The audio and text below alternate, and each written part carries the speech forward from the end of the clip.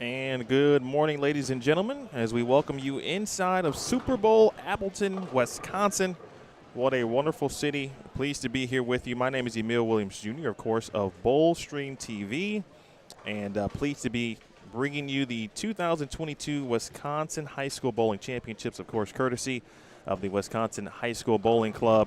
And joining me, as always, ESPN Madison's own Jesse Nelson. Plenty of experience within this event, certainly knows high school bowling in this state. Jesse, good to catch up with you. Good to see you again.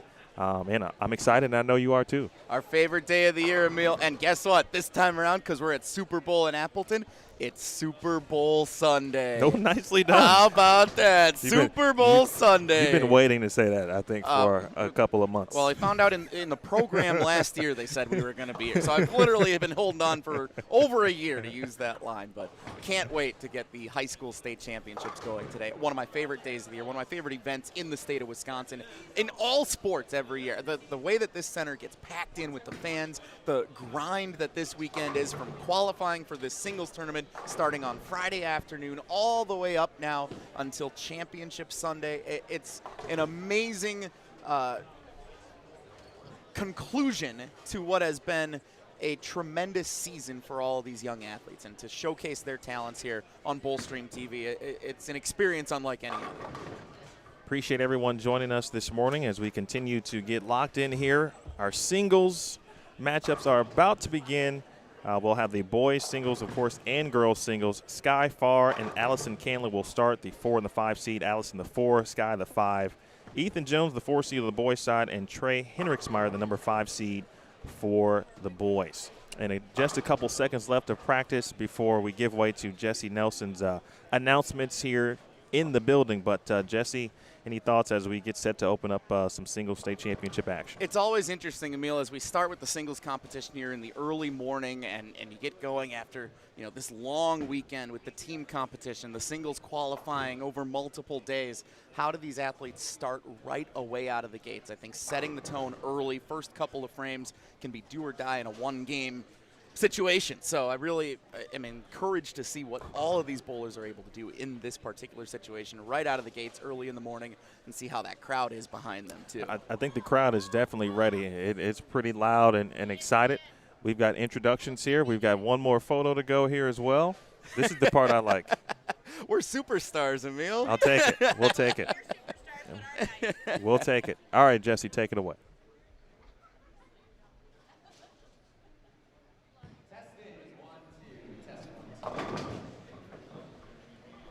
Ladies and gentlemen, welcome to Super Bowl Sunday. The 2022 Wisconsin High School Bowling Club Singles State Championships this morning.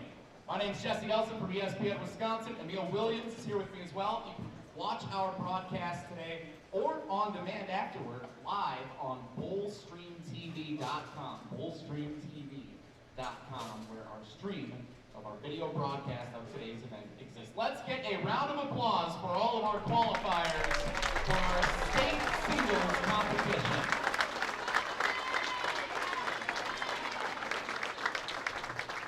Let's quickly introduce the field. When I call your name, bowlers, you can give a wave, maybe go up by the approach just so everybody can see it and acknowledge you here before we get going. Let's start with the girls championship qualifiers. The number 5 seed from Sun Prairie, Sky Farr. The number 4 seed from Neenah, Allison Candler. The number 3 seed from Racine Case, Mackenzie Matisse.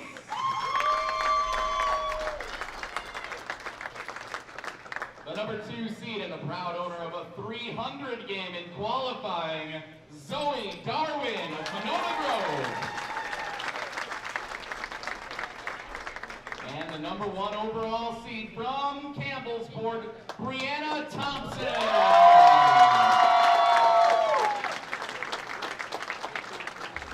Now for the boys, the number 5 seed from Eau Claire North, Trey Henriksmeyer. The number 4 seed from Janesville Parker, Ethan Jones. 3 seed from Green Bay Southwest, Emmanuel Macpherson. The number 2 seed from D.C. Everest, Aiden Walter. And the number 1 seed from Oshkosh West, Xavier Gothier. One more round of applause for all of our singles qualifiers for this morning's state championship. Special thanks again to our sponsors, Storm, Bob's Business Incorporated, and H5G, this year's apparel company. And a special thanks to Phil Laporte and the Wisconsin State USBC Association for providing scholarships for the boys and girls singles finalists, including the $500 first place scholarship grand prize this morning. Good luck and good bowling. Let's get it started.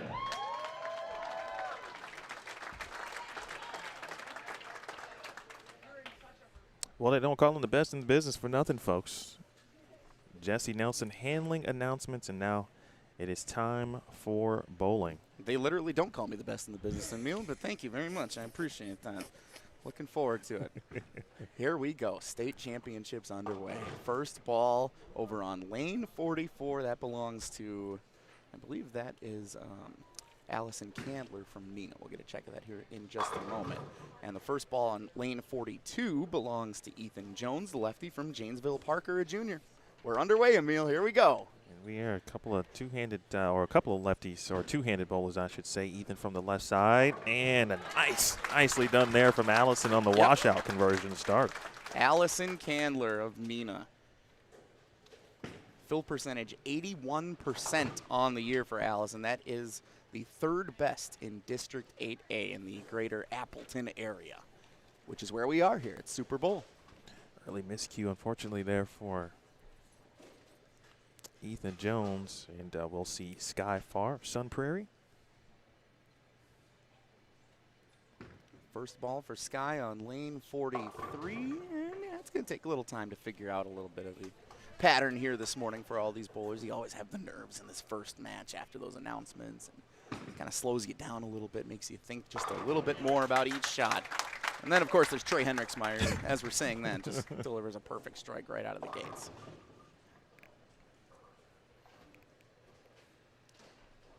Lane conditions, this one's specifically for the singles pattern. The Mercury 4940 is a 40-foot pattern, excuse me, with about 25.5 mils or 25.45 or 545 for being very specific. There seems to be certainly some friction. I wouldn't anticipate it being a 2-to-1 pattern, certainly, for our high school singles here, but I think it's the level of difficulty is plenty. Oh, Trey's got this figured out. What I tell you, Emil, hot starts important in this singles qualifying here in these semifinals of these championships. Trey's got it figured out. And the 2-8 there for Sky. I mentioned the talk to Coach Brunig, or both coaches, I should say, both Mr. and Mrs. Brunig. And talking about Sky and her game, and obviously the 5th seed here. She can make a run. She was hoping to potentially be in this position. Good shot there by Ethan Jones, by the way. Getting back to Sky, not that you wouldn't want to be a higher seed, but if you do win this first match, you get that chance to be loose. You've got an eye on what the lanes are doing. It's easier to get into a rhythm. Good spare. And nice spare for Sky. She is the only competitor on either the boys or the girls side here in these singles semifinals and ultimately the championships who has experience in this singles championship Sunday. She was a competitor in it as a freshman back in 2019 at Ashwaubenon Bowling Alley. None of the other 9 competitors have ever advanced here to this singles championship Sunday. So we'll see if Sky can use that to her advantage. Finished in 4th place back in 2019. Pretty good shot there for Allison Candler. I like her game, too. Pretty, from an A to B perspective, very simple, and that can help you, especially not only on difficult lane conditions, but in this situation, you're bowling the first match, you're trying to get the nerves out a little bit. getting to the pocket certainly is what you're looking to do. Most nerve-wracking shot, Emil, is always that single pin spare. You've hit it so many times, whether it's the 10 pin on the right-hand side, the 7 pin going across the lane. Those are the ones that if the nerves are getting to you, those are suddenly the most difficult shots to make. So great to see Allison go across the lane and convert that single pin spare to keep herself in this match early. Not just keep herself in the match, with Sky opening in the first frame, Allison in control so far through 2 frames.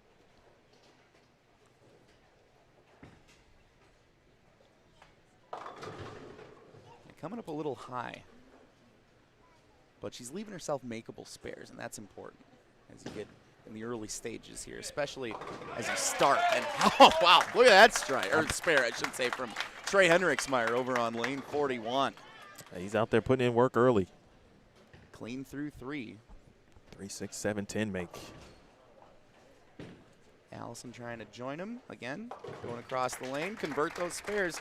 Fill percentage critical in these singles championship matches. 81% fill for Allison, senior from Neenah High School. The number 4 seed averaged a 2:08 throughout the 6 games of qualifying leading up to this morning's state championship matches. And Trey is dialed in. Youngest competitor in the field here for the singles in either the boys or the girls categories here. Trey Henriksmeyer, a sophomore from Eau Claire North. Had the best strike percentage in District 10 in the greater Eau Claire area at 52% on the year. Next best in the district was 46%. So he won that by a landslide, Emil. I mean, that's impressive. And it doesn't take long to see why. Yeah. Why that would be. But Ethan Jones not going away all that quietly either. After that single pin miss in the first frame, he's now hit 3 in a row. I think what you had early, and this is just me guessing, but being in that situation, you know, you talked about single pins, you leave one first frame out the gate, it's like, yep. okay. Get it out of the way. Yep. Sky again coming up a little light over on lane 44. She's close. Yep. Yeah, she's leaving it 2-8, so when you're in the 2-pin zone, you're close. Yeah, you hope that minor moves and lanes will continue to come to her. Messenger didn't quite take out that 8-pin back there for Ethan. I think in the boys match, I think it's just about execution for both of those players. They're pretty lined up. We saw Trey, if his miss is left, he may leave a split. Of course, he made the one in the 3rd frame, but if he can keep his misses to a minimum, he's going to be good. The 8-pin just falls for Sky Farr. We'll take it. Ethan leaving that 8-pin. I'm going to call that the Aaron Rodgers today, Emil. You really like it, but, man, it just irritates you that it didn't quite get it done in the end. Already in Aaron, what time is it? 8:37, and he's referenced Aaron Rodgers already. Won't be the last time at Super Bowl. Not something Aaron Rodgers has been familiar with in the last decade. ESPN Madison, by the way. Make sure you check out Jesse in the morning. And here's another 10-pin left on lane 43 for Allison Canley. Man, Trey has such a good delivery here through the first 5 frames. I mean, every shot has been right. Even when he did leave the split in the 3rd frame, it still was a good ball that he threw. I really like what he's doing here early. And single pin miss. That's just one that's going to hurt for Allison. Yeah, Allison wasn't using plastic or a urethane ball. Elected to try to flatten her hand out a little bit, and you can see there's still some friction. There's still some hook, and that ball hooked obviously as it got to the end of the pattern. So early advantage obviously here for Sky after that missed single pin from Allison. It's been really interesting, Emil, seeing the changes in bowling across the board, but especially at the high school level. From 15 years ago when I was competing, you had strike percentages, spare percentages, fill percentages. Like your strike and spare percentage weren't necessarily all that different. Nowadays, the strike percentage is way up, but obviously with the 2-hand releases and with the more impact that the ball has, a lot more potential to leave splits. Oh, yeah. So spare percentage is significantly down. There's, in a lot of cases for some of these great bowlers, 20% difference from their strike to spare percentages. Check the stats across the board. Yeah, that's a really good point. Good spare for Allison. Shout out to the Brunick family, my man Bo, who I mentioned to you. Bo and I were collegiate teammates back at Lindenwood, and which seems now like an eternity ago, but several years back. But there is one thing that remains true throughout this sport. Spares are going to win you championships, and that's just the bottom line. And so for those who can keep that spare percentage higher, especially in this competition this morning, are going to be in a better situation. Good shot there for Sky. Yeah, she's found the line here now in frame number 5. She's definitely had a better ball on lane 43 than she's had on 44. It seems like that's the way for both of the ladies competing here in the first of our stepladder final.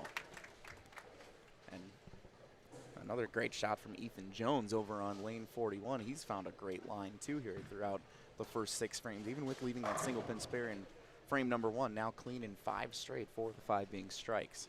Heading into frame number 7. Yeah, I mentioned the execution in the boys match, and I think it's really the same in the girls match as well. If Sky continues to kind of settle in here, and she's thrown 2 really good shots back to back. And starting to get into a little bit of a rhythm, I think. And that could be where that experience comes from 3 years ago in 2019, competing in this step ladder, finishing in 4th place, but relying as the only person who has experience in this competition. Any little advantage that you can dwell on is going to be significant as you move forward in the competition. It definitely seems like Sky could have got rattled early with opening the first frame and not having a great ball in 3 of the first 4, but she's really figured it out here and stayed the course, and she is now in control here entering the 7th frame of their match. And I like what Allison did, came right back. It's a great adjustment too. Great shot in the 6th frame, takes her time. And Trey coming out of a split with an open in the 6th, needed a strike and he got it. That's a great shot for Trey in a bounce back frame. That young man can throw it. 2 good matches here out of the gates, Emil. Oh, and a trip 4. That certainly helps in a close match where neither player has kind of separated themselves, not only in the girls match, but also the boys match. It seems like every time Trey looks like he may kind of run away a little bit, there'll be one miss. He missed left in the 3rd frame. He got one right in the 6th frame. If he is to win this match, and obviously we got a long way to go, but I'd be curious on what his moves might be. He's going to probably have to continue to chase it left. 8th frame. Oh, he's lucky he got the messenger to take out the 10 there. That's big because he's going to be able to convert this spare. It's a makeable one going across the lane. Can't afford to open now in tight matches here on both sets of lanes. Sky's really found it now. 3 in a row in the 5th, 6th, and 7th. Against Sky out of Sun Prairie High School. This is the last run, Emil, for the Sun Prairie High School as one this year. They'll be dividing into Sun Prairie East and Sun Prairie West, starting with the 2022-23 season. And I know that because I live just down the road from where they're building the new one in the greater Madison area. How about that? Oh, and Trey with an open frame just didn't get it to come across. You can see late single pin miss. Drops his max now to 209. Meanwhile, Sky Far with a 4-bagger. And so if you're Ethan Jones now, the junior from Janesville Parker, as he steps up here in the 8th frame, working on a double, this is where you got to take advantage. You see that your competition just opened in the 8th. This is where you can really leap out in front and get comfortable down the stretch if you can convert. 100%. But it's business as usual though for Ethan. Don't get out of his pre-shot routine. And he didn't. And he had a great shot. Great pin action coming in. Great release. And you could see the emphatic fist pump. And I like Allison's approach too. It's, she's not trying to do anything that's kind of outside of her game. I don't know Allison personally, but I think she is taking that business approach where, hey, I got an opportunity to win a state championship. I'm going to take it one shot at a time and see what happens. Ooh, good shot. That was a good shot. Just left that 4 over on the left-hand side on lane 44. I want to go back to something you said, Emil, because you said, spares can win you the competition. I actually think of it a little bit differently. I think strikes win you the competition, but spares keep you in the competition. If you miss your spares don't win it for you, but they do lose it for you. if I would you agree. don't convert. I would also agree with that. I won't get off of my good spare for Allison. Yeah, big one. I won't get off the lawn, if you will, on. And that's just because of my experience. I've seen a lot of missed spares late in matches that have cost people titles, whether it's the youth level, the collegiate level, or the professional level. And so at some point, you're going to probably need to make a spare to win. Can you do it is the question. And we may see it actually coming down to it here. So Allison can max out at a 204 if she were to hit all 3 strikes in the 10th frame. Sky's working on 4 in a row on 43. Left the 4-pin. So she's still in the upper position here, but the spare is critical. Sky's in good shape. If she can keep it clean, more than likely she's going to be moving on. That was a huge shot there for Trey. Yeah, he looked frustrated by it. It looked like a good ball to me. I think he didn't stick the landing, if you will. So they may have had some approach issues or some footing. Didn't quite post that one like he had in previous shots. But he's got some work to do to try to put a little pressure there on Ethan. Big spare for Sky. Yep. So the best Allison can do is get to 214, but that may not matter here. A spare, a high count spare, a strike will certainly do it.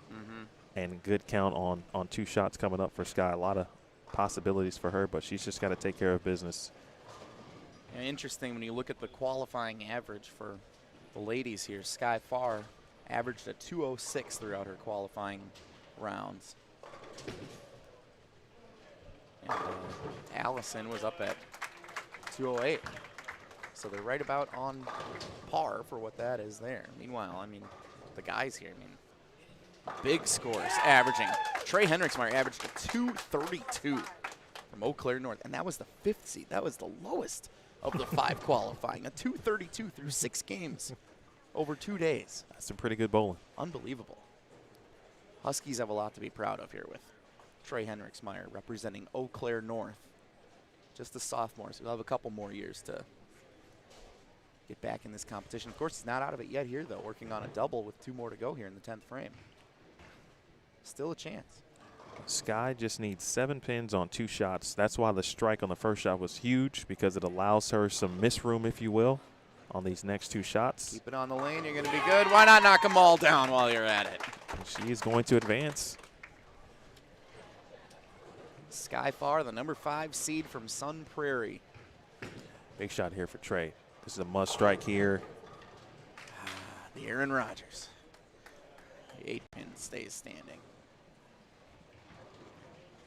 So now he can max at a 198, which means pending disaster, Ethan's going to move on. Yeah, he needed that one just to make the possibility of a disaster more realistic, for Ethan in the 10th frame.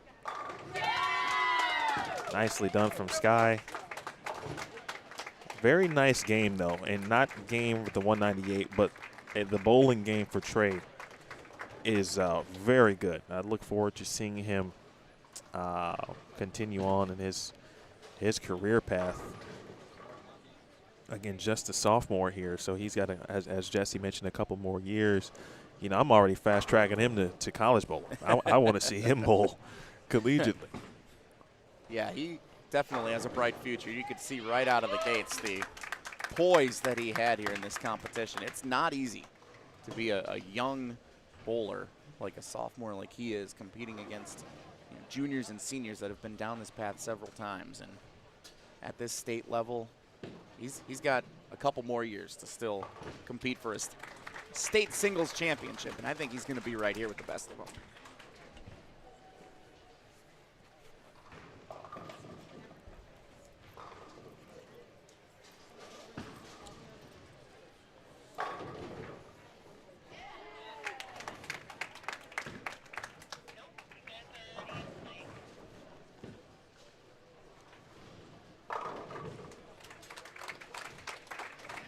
Allison Candler finishing up from Nina. It's a 203. Very respectable performance here at the State Singles Championships for Allison Candler of Nina High School. averaged a 2:08 throughout qualifying. The senior goes out competing in Championship Sunday here at Super Bowl in Appleton. Ethan Jones wraps up with a 2:35. So he will advance in the boys bracket here. Ethan Jones, the 4 seed, will now face Emmanuel Macpherson, the number 3 seed from Green Bay Southwest. Meanwhile, for the girls, it's the number 5 seed Sky Farr from Sun Prairie advancing to face Mackenzie Matisse of Racine Case High School. So the number 5 seed advances for the girls, the 4 seed advances for the boys, and Championship Sunday is underway. Emil Williams. It's been great already. It's what you would anticipate and expect. I think once you get the nerves out, the couple of frames, if it takes that long, it obviously depends on the player, but you anticipate a few nerves here or there. But once that alleviates, and if you can get into a rhythm, especially early, good things can happen. And as we await our new competitors here, they'll get a couple of shots on each lane, or I don't think it'll be 10 minutes, but maybe it will. No, I think they just get a couple of balls here to go. We'll double check it. Oh, it says 10. What? They're going to give them 10 minutes? Yeah, I don't think it's 10. Emil, so when I came back here back in 2010, and Nina, Allison Candler, nothing against her, obviously. She was probably, like 5 years old when I was competing in this thing. But when we were competing, Nina was the 4 seed. Muskego, where I went to high school, was the 5 seed. We played in the semifinal step ladder in the team competition on Saturday night. Every bowler got 2 balls of practice. Now you're telling me we're going to get an extra 10 minutes here? Man, times have changed for the better. Unbelievable. Still say if we would have had more practice, we would have had an opportunity to win a state title back in 2010. We might have a chance to help alter some rule changes for next year. That was at Weston Lanes up in Wausau, which is where the state championships will be next year in 2023. Always returning, always fun to be in Wausau at Dale's Weston Lanes, a place very near and dear to my heart, where we had a lot of fun, a lot of success at the state tournament in 2010. Funny story, and I'm going to tell you that right after this.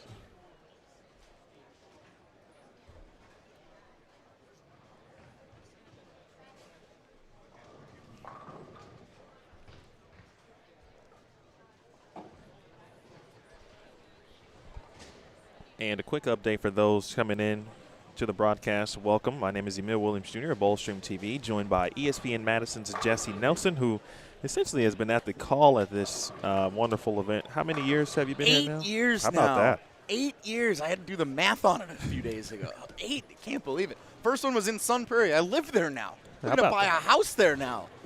Jeez. I couldn't fathom buying a house 8 years ago. We can directly correlate Jesse's personal life accomplishments to the Wisconsin State High School Bowling Championship. My first broadcast as a married man, Emil Williams. How about that? Hey, congratulations again. We talked about that last year. You had a few months to go at that point. We did, yes. And planning the bachelor party at the time. Right. You were gearing up, and yeah. I hope all is well in that area. I don't think I had 2 kids. Oh no, maybe I did. Did I? Yeah, I did. I had to think. I don't know.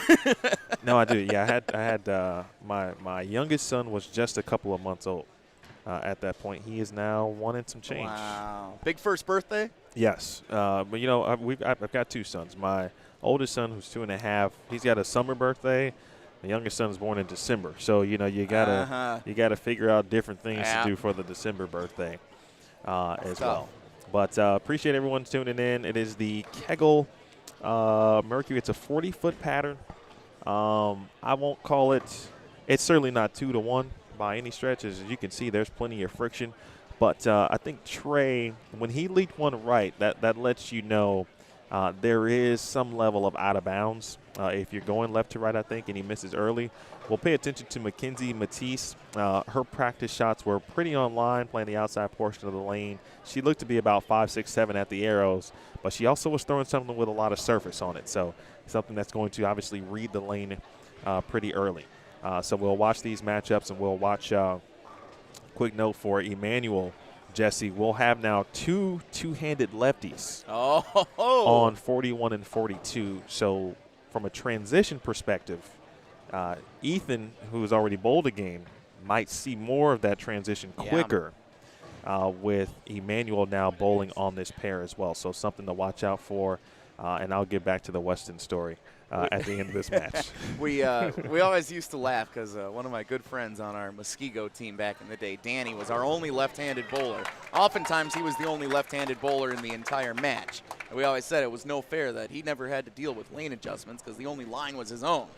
But it'll be interesting, as you said, Emil, to see how the two lefties cooperate on the set of lanes on 41 and 42 for the guys. And how about strikes out of the gates for both of the new competitors, the number 3 seeds, Mackenzie Matisse on 43 from Racine Case, and Emmanuel Macpherson from Green Bay Southwest over on lane 41. Nice start for both. And not only are they both two-handed lefties, I think they're going to throw the same type of equipment, urethane, it looks like, as Sky Farr gets off to another good shot, or a great start, excuse me.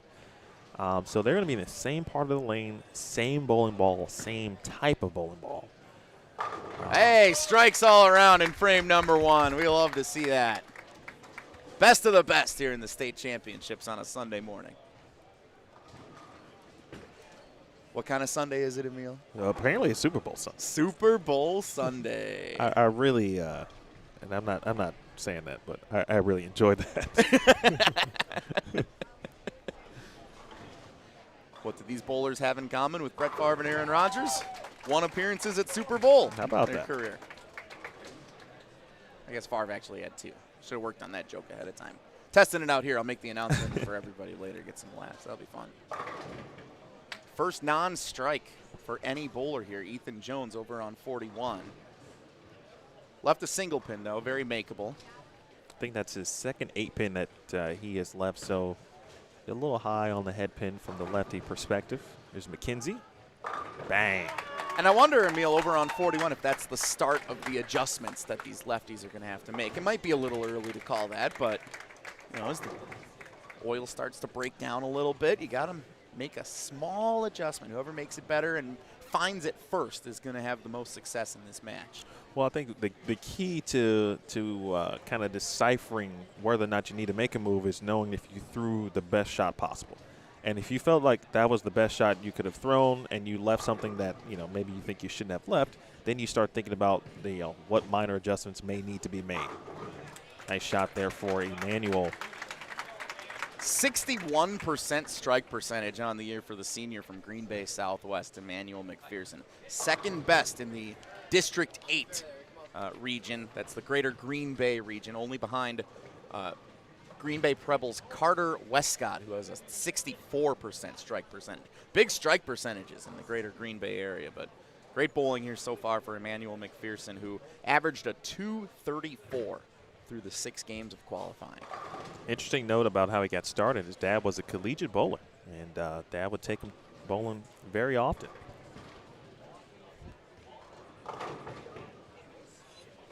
Left a 7-pin, and McKenzie left a 4 in an open frame.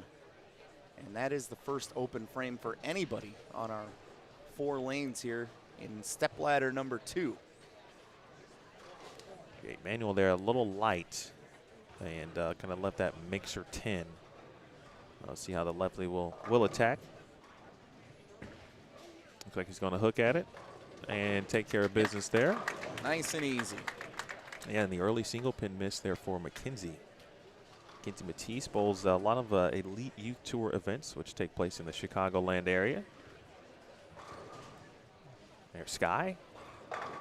And that's 3 in a row for Sky, Emil. Now, she struggled out of the gates in that first stepladder match, but since about the 5th frame of that match, she's been just electric. Finding the pocket, perfect placement, great release, composure. Looking really good here, and that's where in this stepladder format you can find that momentum, and if you can ride it and find the adjustments, work with the lanes as you go, the experience that Sky has as a senior and being in this competition before could go a long way for her here today. Well, this is a spot that, you know, she again was thinking about, hey, if I qualify, she makes 4 in a row here, and I'll see if the 6-8 can be made. Gotta get 1 and get some count. But she's in a spot that, you know, she was you know, that was kind of preferable in her mind. Obviously, again, if you're one of the higher seats, certainly, but being in that opening match does give you the ability to get into a rhythm, especially, obviously, if you win it. She's got a handle on the lanes and what they're providing, and it's showing here. And now that is back-to-back 4-pins, one on each lane for Mackenzie. So perhaps a small move coming up for Matisse and Ethan Jones back on point. To your earlier item regarding, you know, potential moves that need to be made, especially with the two lefties. He left an 8-pin in the third frame, or I'm sorry, in the second frame, and then a 6-8. So both shots that were high on the head pin. So a move may need to be made potentially for Ethan. He may have just made it in the fourth. And that's something, obviously, all these bowlers involved in leagues at their respective centers, they're used to making those adjustments. But when you're in the team format, which a lot of this weekend these bowlers are involved in the 15 games of qualifying for most of these teams that have qualified for state, when you're in that team format, the lanes actually don't break down as much because you're bowling the Baker format, just one game straight through. So it's a little different making that adjustment in the mentality from the team format versus the singles competition. It's interesting to see how the bowlers are able to balance that throughout championship weekend. That's a good point. Well said.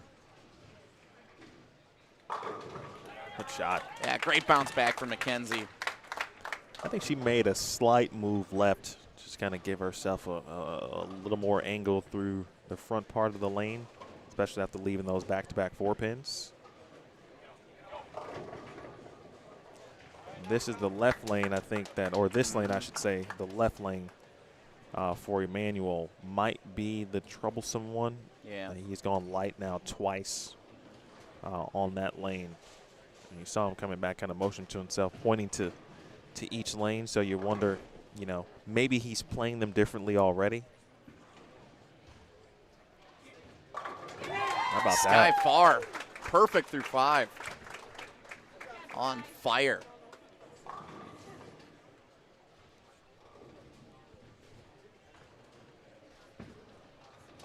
See if Emmanuel can convert the spare. He is. He's clean through 5, and that's no oddity for Emmanuel Macpherson. 91% fill percentage on the year, Emil. That's the best in District 8. Fill percentage right at the top of bowlers in his region throughout the course of this year. Skyfire, part of that Sun Prairie squad, finished runner-up a national championship at the high school level, and gets the 4 out of the 9. 4th at state 2019, won it in 2020. Obviously, Sun Prairie, as you know, one of the top programs yearly in Wisconsin high school bowling. They are one of the names that you consistently call at the high school state championships on this first Sunday in March every year. Sun Prairie, whether it's the girls team, the boys team, the singles competition, they always have somebody involved on championship Sunday.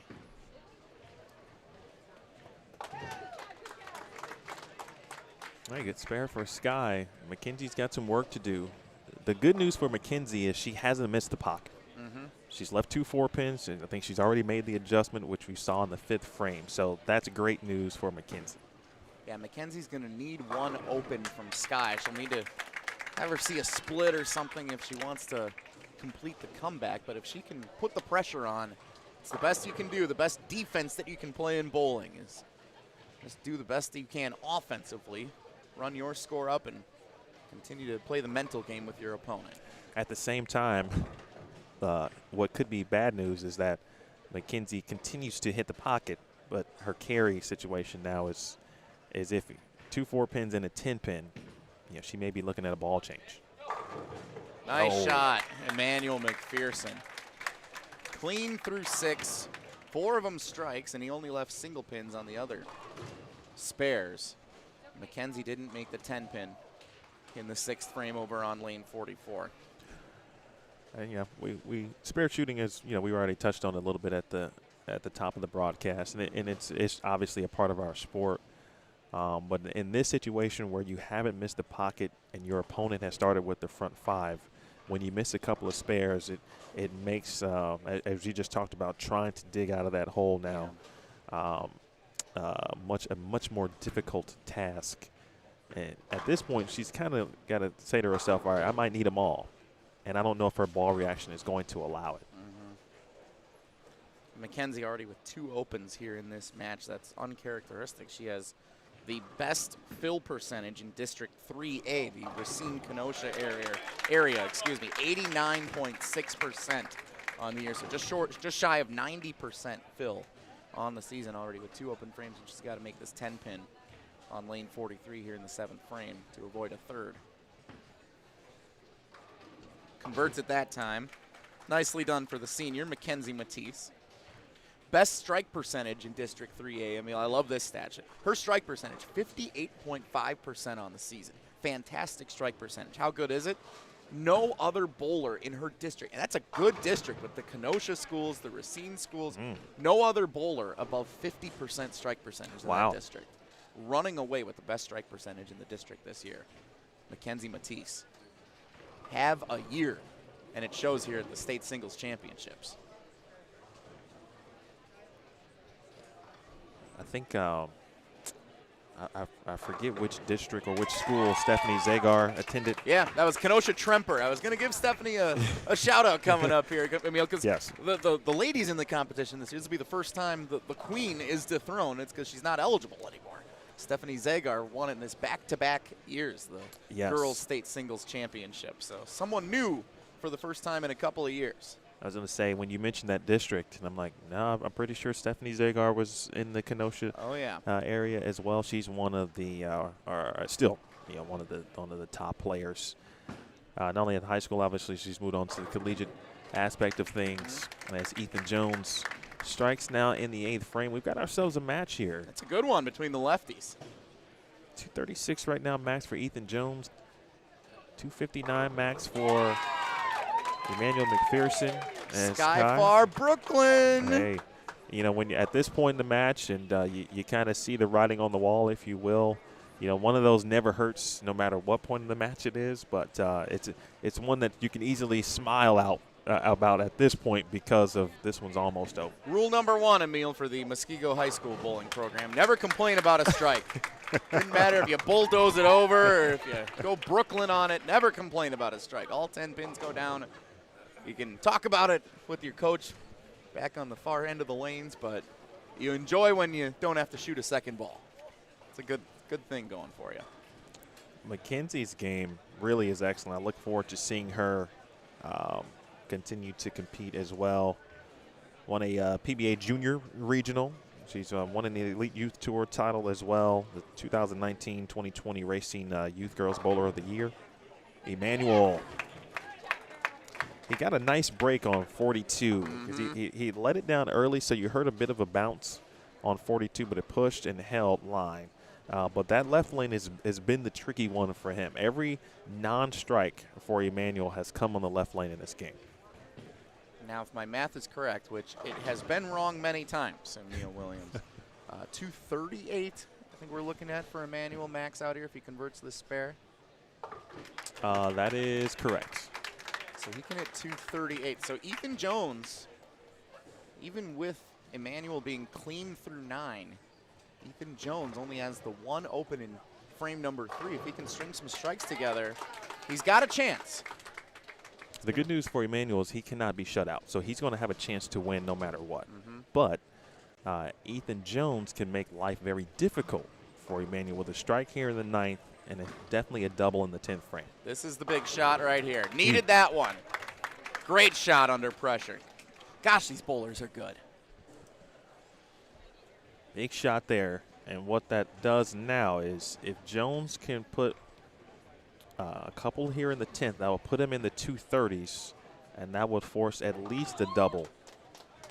And Skyfar, you saw the ball bounce out of the gutter over on lane 44 for the spare, so that is an open frame left to make the adjustment on the scoring indicator above. But she's still in good position here, even with Mackenzie's double heading into the 10th frame. Skyfar can close things out for Sun Prairie, and the number 5 seed has a chance to move on to the penultimate match here of the singles competition.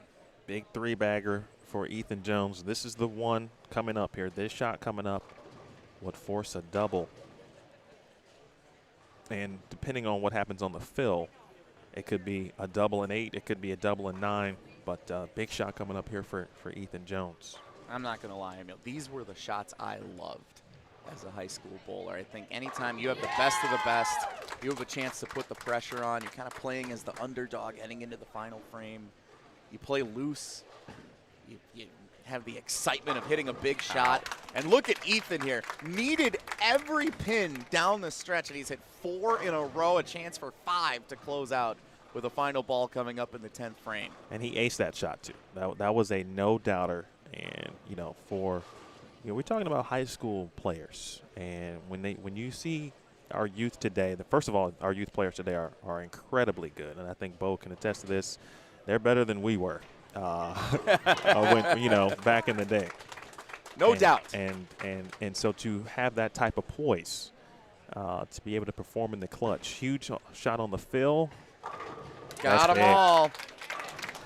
Even if Ethan Jones doesn't end up moving on in this competition, that is a heck of a performance. 236 with 5 in a row, just 1 open frame in this second of the stepladder finals. I mean, unbelievable. And the situation now is very clear for Emmanuel. He needs 2 strikes and 9 pins to advance to the next match, to the semifinals. And this was the spot that I did not enjoy being in as a bowler, where you know what you have to hit. You're not putting the pressure on. The pressure is on you. Of course, I wasn't as good as Emmanuel Macpherson, who found the pocket like it's his business. Again, the winner of the boys match here will move on to face Aiden Walter. DC Everest, Zoe Darwin awaits Sky Far. Here, just 1 second. Sky Far has advanced, 245. Her score here in the second of our stepladder final.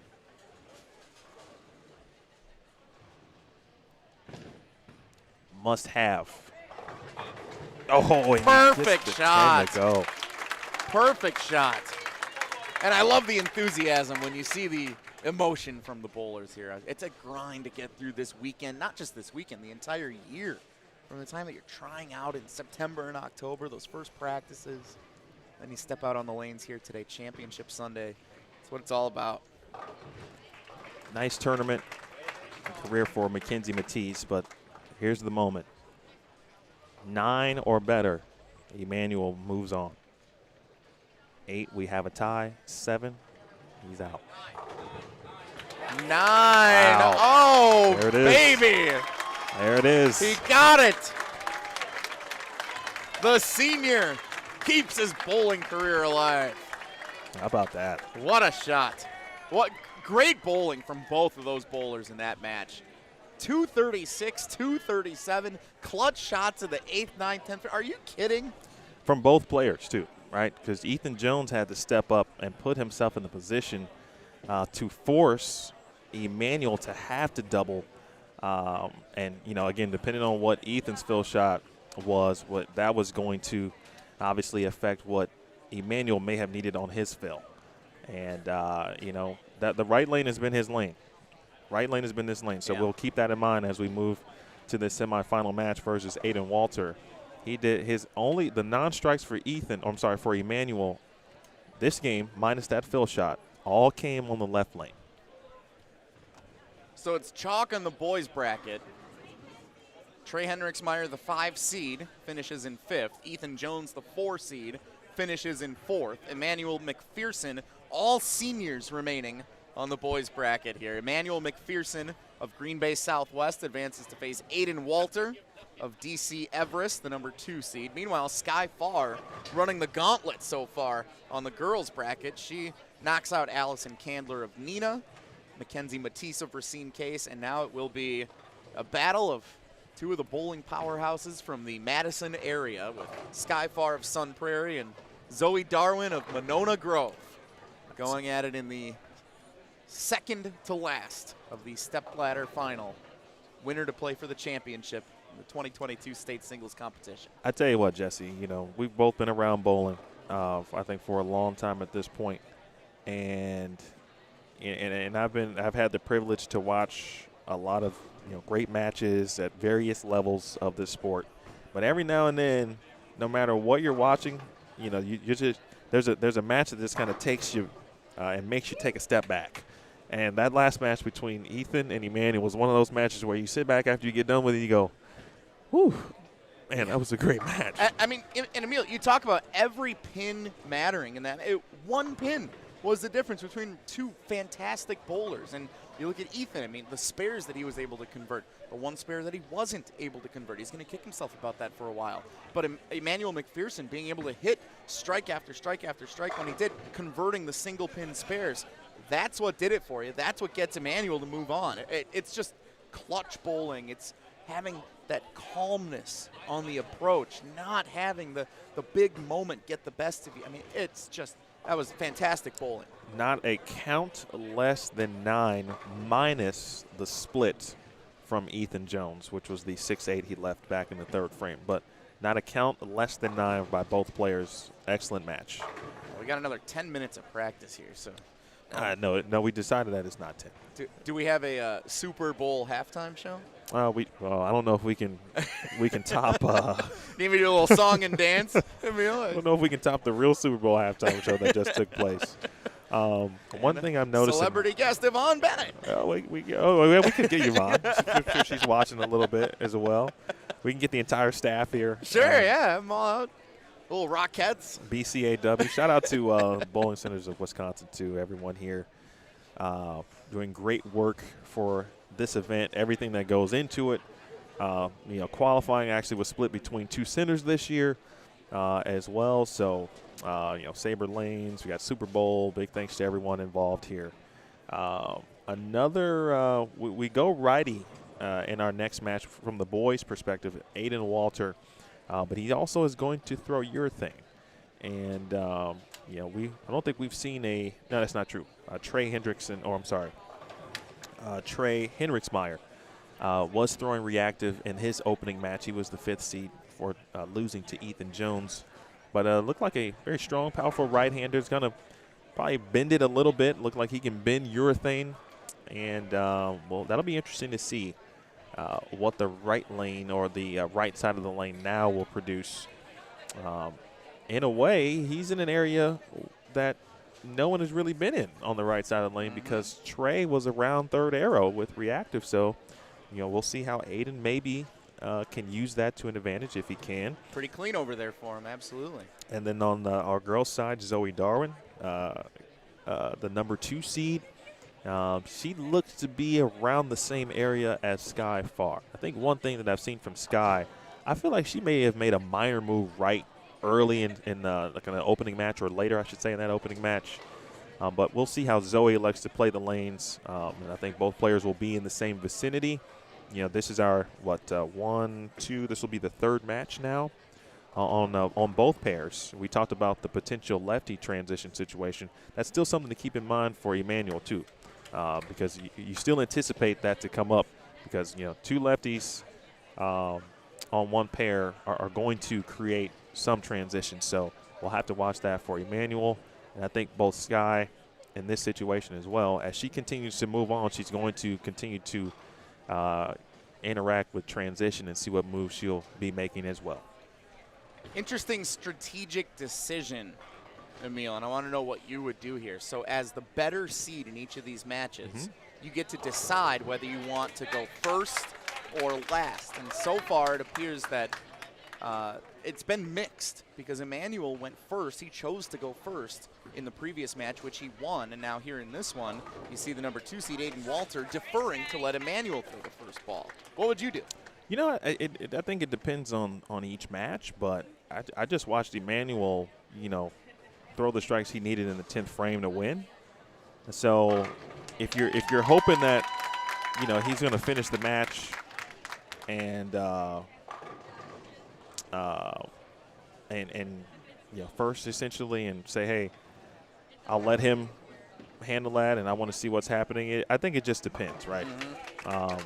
And for your own bowling as well. And it also could be the lane perspective, right? Sometimes it's I want to finish on the left lane because this is the better lane for me.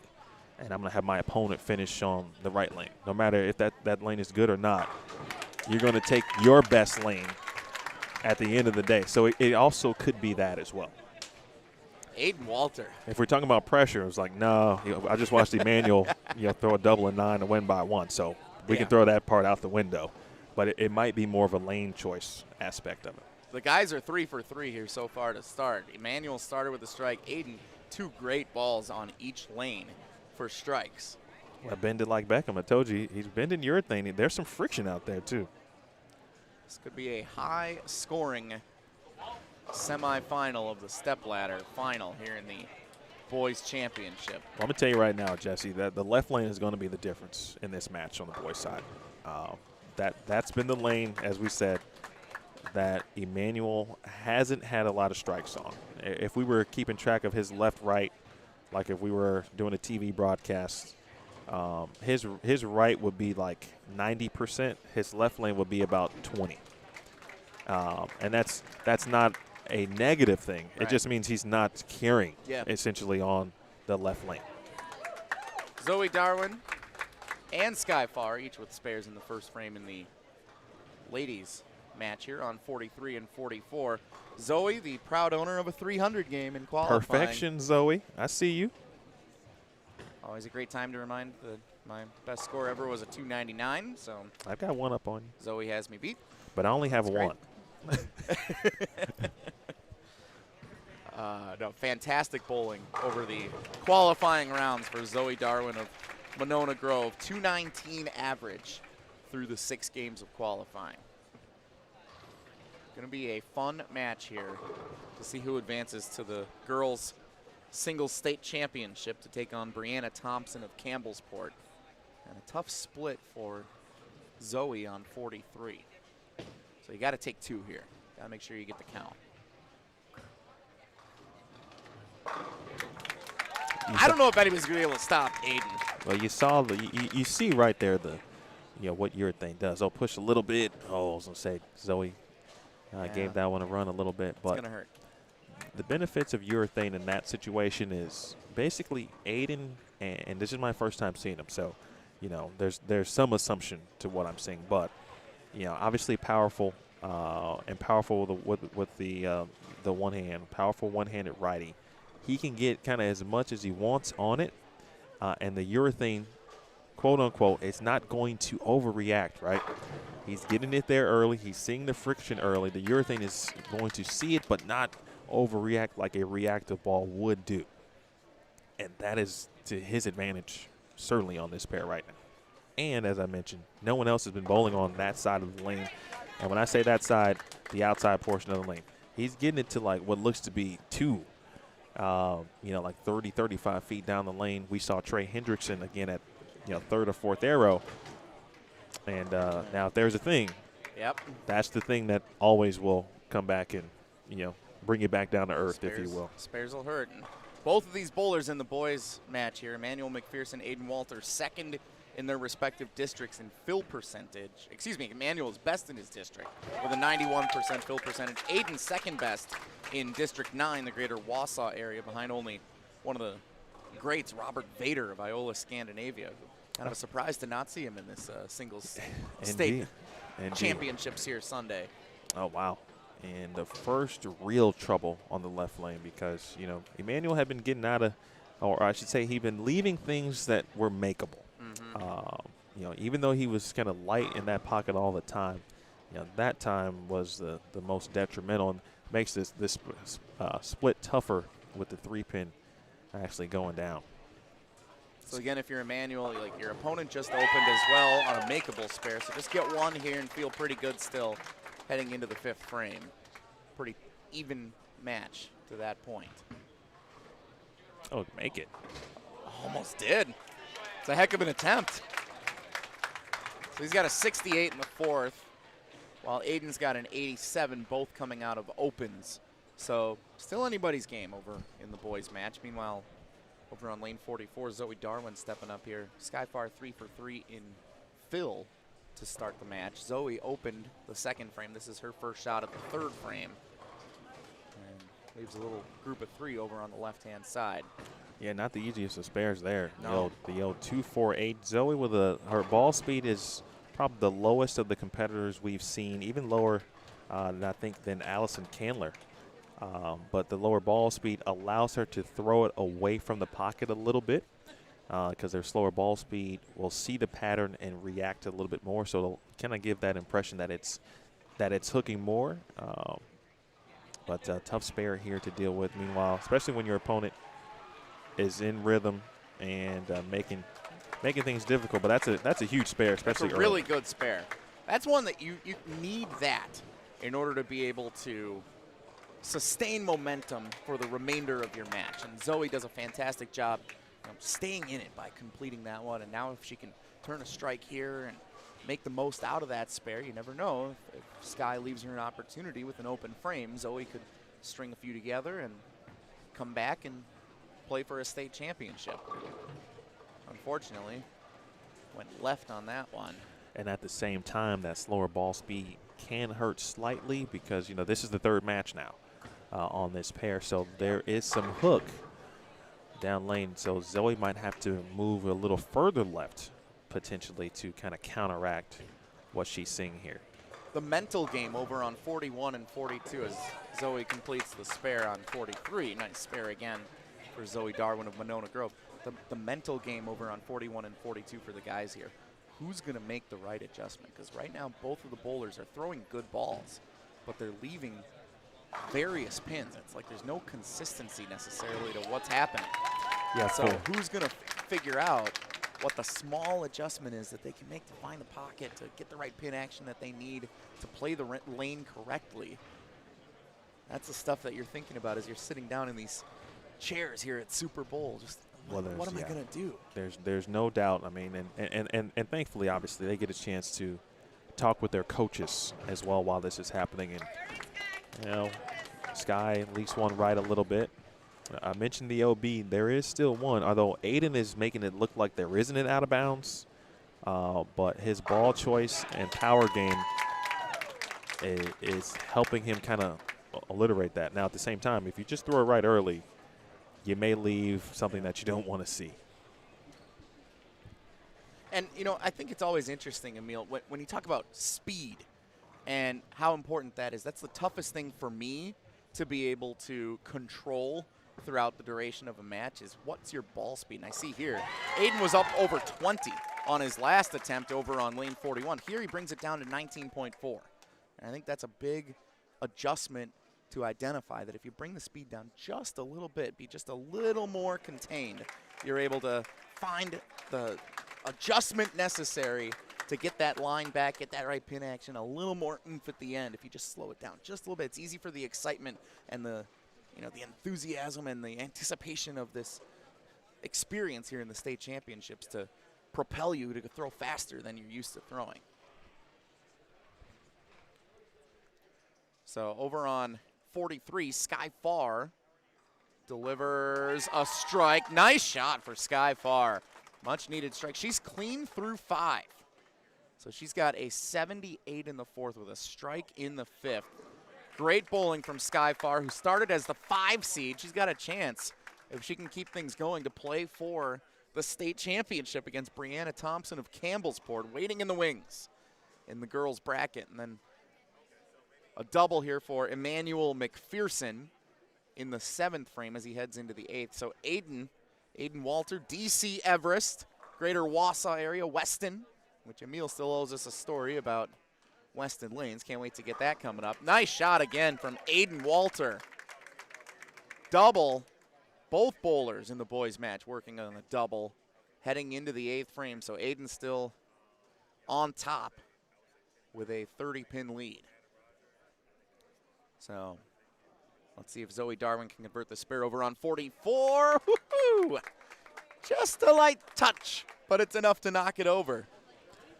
And that's always helpful if you can just knock it down. Doesn't matter how hard it goes down, Emil. Just a little touch to knock that spare down and a single pin, you'll take it. Yeah, I think you were telling me earlier about, like the Brooklyn strike. It doesn't matter how it happened, right? Same thing with spares. As long as it goes down, it's all good. So now Aiden hits a 9 count on lane 42. Aiden Walter, DC Everest. Good shot there for Zoe. That was a great shot. That's what I was talking about. That was a good shot. Made a slight move left, I think. Need the spare. Aiden gets it. Nicely done. That's one you can start to overlook. It's important to just go through. Don't overthink it, but properly think it. That's well said. Well said. Well said. Not my finest analysis. Zoe Darwin leaves the 10-pin. That is a tough one. For those of you just joining us, you are watching the semifinal matches here, the stepladder finals of the girls and boys single state championship of the Wisconsin High School Bowling Championships. Emil Williams Jr. with ESPN Madison's Jesse Nelson, and a roll of the 3 for Emmanuel. And that was huge, Jesse, because it was looking kind of bleak after the back-to-back opens for Emmanuel, now with plenty of life still. That is the epitome of rule number 1. Never complain about a strike. There you go. Because that is at a pivotal juncture of this match to play for a boys single state championship next. Max scored 227. This is his good lane. And if Emmanuel, he couldn't knock them all down there. That was a pretty good ball, too. Just left that 6-pin over on the right-hand side. If he was able to knock them all down, that would have been working on a 4 in a row. Heading into the 10th frame, chance to max out with 7 straight. That would have put a ton of pressure on Aiden. If he strikes there, he could have maxed at 227, and that would have forced Aiden to find a double late in the 9th and 10th frames. And now Sky Farr with her first open here. Not over. Not over yet. It looked like Sky Farr was going to stay clean and run through to the championship match here on the girls' side, but not so fast. Just a 17-pin lead with 4 frames to go, with both of the ladies coming off of open 6th frames. So Sky will shoot first in the 7th here over on lane 43. So suddenly both of these matches a little closer than we expected. Looked like they were going to be fairly one-sided. Sky Farr, great bounce back. That is important to be able to clear your mind of the spare miss that you have, the single pin spare, and you come right back, you deliver a perfect ball, get right back in your rhythm. That's the mental game that, I mean, it's real easy for you to lose it at a big moment in a championship semifinal like this is. And Sky Farr, the senior from Sun Prairie, delivers. Pretty simple situation here for Aiden Walter. With a big strike in the 9th frame, he just needs a mark in the 10th. He's going to advance to the title match. All right, the 7-pin goes. Boy, Zoe has been very close, but she's now dealing with, trying to find the right angle. Don't leave a split. Oh, my. He did. Oh, no. He has to make this to guarantee he moves on. How do you approach this now? Do you go for it and risk losing both, or do you take the sure thing and open in the 10th? Well, you hate to see it. You got to go for it here because Emmanuel still is going to need a double and a high count to win. Which he just did in the last match. Correct. To win that 1-pin difference against Ethan Jones of Janesville Parker.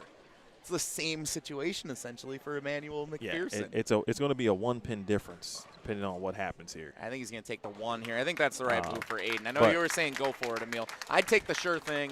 Just take the pin count that you can get. It's a tough break, and you just take the sure thing, get out of there, and let your opponent make a couple of incredible shots to try and beat you. It was one of those situations, and I think it was because of that split, right, which is makeable.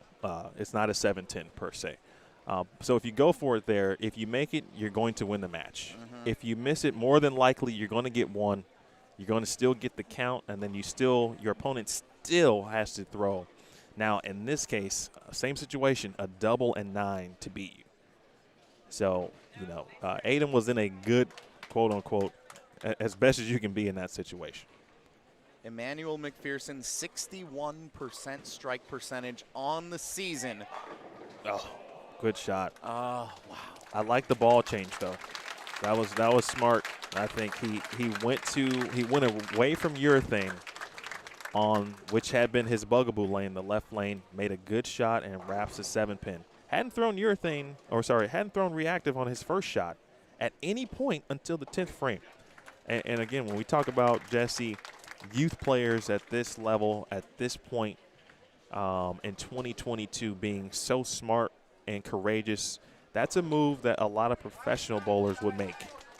We saw Jason Belmonte do it recently. We saw Anthony Simonson do it, picking up and changing balls late in the match. Maybe, probably a few frames too late, and he knows that. He's telling that to himself. But, man, really nice run for Emmanuel Macpherson. But congratulations to Aiden Walter. Aiden Walter averaged a 238 in the 6 games of qualifying. He hits a 204 here in the semifinal of the stepladder, and it is good enough to top Emmanuel Macpherson's 195, and it stays chalk in the stepladder bracket for the boys. The 2 seed against the 1 seed, Aiden Walter and Xavier Gothier. DC Everest versus Oshkosh West in the boys singles state championship match. And my apologies there, Emmanuel made that change in frame 8. I was talking during that point in time, getting things set for the team event, so my apologies there. But to even do it still late in that game, yeah. And he struck in the 8th frame, which gave him some confidence, obviously, in the 10th frame to do it. Sky Varda's still dialed in here in the girls match. I mean, this is a lot of bowling for her this morning on top of all the qualifying and the team competition. Like, this is a grind this weekend that you're not really used to in the regular scope of the high school bowling season. But Sky Far crushing it here, and she just keeps the ball on the lane here. Even just a couple of pins will do it for her to move on. Well, Zoe could make it interesting, but she would need a strike here in the 9th and a couple in the 10th frame. Appreciate Bo and Dallas keeping us honest here. Thank you for that. Zoe has yet to strike in this match. And there it is. And she was due. She was due, and he couldn't have picked a better time. For someone who threw a 300 game in qualifying, you figured at least one strike would show up at some point. Zoe gets a good ball there, and that was finally, you talked about it, Emil, after all the time she was close. She finally found the right combination of all the different things to find the pocket and knock them all down. Good adjustment. Now see if you can close it out and make it interesting.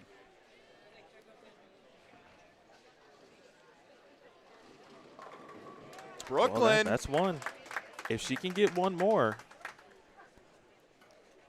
that would be, let's see. You know, if Sky goes 9 out in the 10th frame, again, this is assuming that Zoe can throw 2 more here. She could win by 1. Mark Tauscher from Wilde and Tausch on ESPN Wisconsin, the show I produce 9 to noon every weekday. He requested specifically a Brooklyn shout-out whenever there was a Brooklyn strike. So not to say he's the most informed bowler, but it was his request, so that one was for you, Tausch. He saves her best shot of the match for that was great. When it mattered most. Look at this. Out of nowhere. Listen, that is bowling at its finest right there, where it looks like, you know, you're not going to be in the match. She just kind of hung around, and sometimes that's all you need. Just keep yourself in it. Hit your marks as best you can. A couple of open frames, not the norm for Zoe, with a fill percentage of 81%, 3rd best in the district behind his 2 Sun Prairie bowlers, neither of which is competing here in the state championships. Brooke Bandley, 87%, leading the way, and Kelly Johnson with 84% on the year. The 2 best fill percentages in District 4 in the greater Madison area. The 8 count makes it a 173 for Zoe Darwin. And now 9 pins total will get Sky a difference or get the win. That's how important that fill shot was. Crazier things have happened, but not this time. Not for the senior. Sky Far is going to play for a state championship. The number 5 seed running it through the entire step ladder all the way to the championship match. How about that? Making Sun Prairie proud right now. She's got one more match to get things done. She's going to face Brianna Thompson, the number 1 seed, the junior from Campbellsport, in the title match. man, great bowling, great clutch shots in every match. And even though, you get some opens, things don't go necessarily your way, it still comes down to just, you don't have to be the best bowler in the world today. You just have to be better than the person that you're bowling against in this particular match. And we've seen some real close finishes throughout this stepladder here this morning. More than usual. Sometimes you get some things that are going fairly one-sided. Early start, a lot of bowling, long weekend for the team competition, the singles competition. Sometimes you get some bowlers that are a little worn out, but not this morning. This has been fantastic. And maybe none more fantastic than Sky Farr, who closes with 4 in a row for a 206 and a chance at a state title. Sky Farr, Brianna Thompson, Aiden Walter, Xavier Gothier. The 2 versus the 1 on the boys' side, 5 versus 1 on the girls' side. Great start to the state championships. This has been wonderful to watch. Sometimes, and great atmosphere here too, Emil. Sometimes these singles matches, everyone, not just the bowlers are drained from the weekend, the fans are drained from the weekend. There's a lot of traveling back and forth, and, and people are having fun when you go back to the hotels. You're going down to the swimming pool. You're having some pizza with the parents and the bowlers, and, this is a long weekend for everybody. Sometimes Sunday morning is a little bit of a drag. Not today. Fans were ready to go before we were. Yes. This was exciting here this morning at Super Bowl in Appleton. Ready to go, and nothing has disappointed here in the state championship and the singles competition. All right, if you are just joining us as we prepare for our championship matches here on BowlStreamTV, Jesse Nelson of ESPN Madison. What show are you on, Jesse? Wilde and Tausch, weekdays 9 to noon. Very well-produced show, if I do say so myself. Are you the EP? We'll call myself that, sure, yes. I'm not the star, so contrary to what I may think, or what my mom may think, or what Jason Wilde and Mark Tauscher may say about me from time to time. But, those guys, Jason Wilde, longtime Packers writer covering the 13-time world champion Green Bay Packers. Mark Tauscher, Packers Hall of Famer, color commentator for the Wisconsin Badgers Football Radio Network. 2 fantastic guys to work with every single day, and it's a pleasure to be with them every day. It's a pleasure to be here with you on BowlStreamTV today, Emil Williams. I appreciate you as always. Just a quick recap in our boys matchups, the way things started. We opened up with Trey Henriksmeyer, the number 5 seed, taking on Ethan Jones, the 4 seed. Ethan Jones prevailed 235 to 198. He advanced to face Emmanuel Macpherson, who we just saw in our last match. Ethan Jones threw the last 4 to force a double and 9 from Emmanuel in the 10th frame, and he did just that. Emmanuel got by 237 to 236. He then moved on to face Aiden Walter. And again, in the match we just saw, the ball change for Emmanuel in the 8th on the left lane specifically. He caught a late 3-bagger, had a chance to win it again after a 6-8 left in the 10th frame from Aiden Walter. He got 1. Double and 9 again was the situation for Emmanuel. This time he wrapped a 7-pin, the first shot of the 10th frame to fall. So it's Aiden Walter versus top seed Xavier Gothier of Oshkosh West. And on the girls' side of things, it has been the Sky Farr show. The number 5 seed advanced in the opening match, defeating Allison Candler, the senior from Neenah, 228 to 203. She advanced to take on Mackenzie Matisse, the senior from Racine Case High School. She defeated Mackenzie 245 to 201. And in the match we just saw, Sky in a match that seemed like it was out of reach, but all of a sudden Zoe Darwin, threw a couple strikes late to force at least Sky to get 9 on 2 shots in the 10th frame. Sky struck. In fact, she struck out to get to 206 and advance to face the top seed, Brianna Thompson. And now pride is great, Emil, because everyone's playing, obviously, to be the best and to be recognized with the medals and everything. But it's not just pride that they're playing for today. Thanks to Phil Laporte and the Wisconsin State USBC Association, scholarships available for all the competitors here for the singles competition this morning. $500 in scholarship money to the winner of these championship matches. $400 for second place, $300 for third, $200 for fourth, and $100 for fifth place here in the singles state championships here this morning. So fantastic opportunities for these bowlers. Thanks again to the Wisconsin State USBC Association for providing the Phil Laporte scholarships for the boys and girls singles finalists. Obviously, the scholarship's a huge contribution and goes a long way for these bowlers going on to do great things at the next level. So a lot of seniors competing in this competition. Brianna Thompson of Campbellsport, the junior remaining in the competition, but those scholarships will definitely come in handy down the road, and they're going to be well earned, whoever ends up with the $500 grand prize, courtesy of the Wisconsin State USBC Association and Phil Laporte.